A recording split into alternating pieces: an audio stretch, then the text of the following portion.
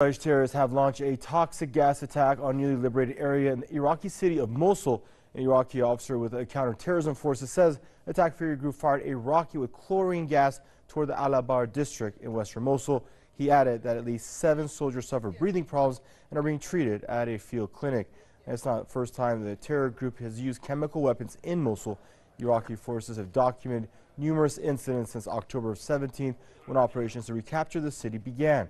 In November, the United Nations said that Daesh is stockpiling chemical weapons in Mosul.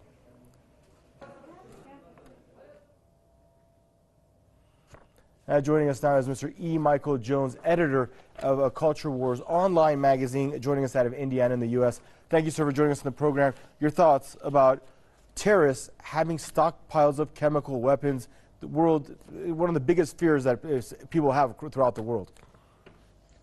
Well, I think the most interesting thing about it is that it solves the mystery about the chemical attack of just a week ago, the one that precipitated Donald Trump's Tomahawk missile attack on the air base in northern Syria. Both attacks were chlorine gas. The first attack, you could see from the way they were the rescue workers were treating the casualties. They weren't wearing gloves. If it were sarin gas, they'd have to wear gloves because they would die from just the contamination. So it was chlorine gas.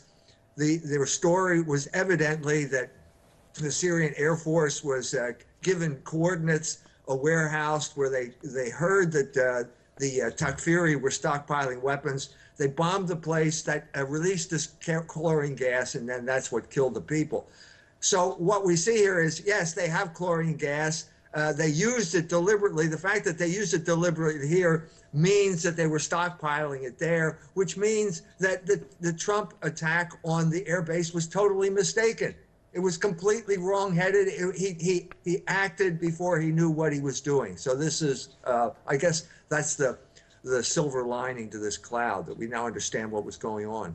And where do you think these terrorist groups are getting more and more sophisticated weaponry from? I think they had this already. I don't think they're getting new weapons. I think they've been pretty much cut off and they had it already. So I don't think there's anything really sophisticated about chlorine gas. It's easy to produce. You can produce it by accident if you mix the wrong kitchen chemicals together. I don't see this as sophisticated at all. Thank you much for joining us and for your contribution to the program. Mr. E. Michael Jones, joining us out of Indiana, editor at Culture Wars online.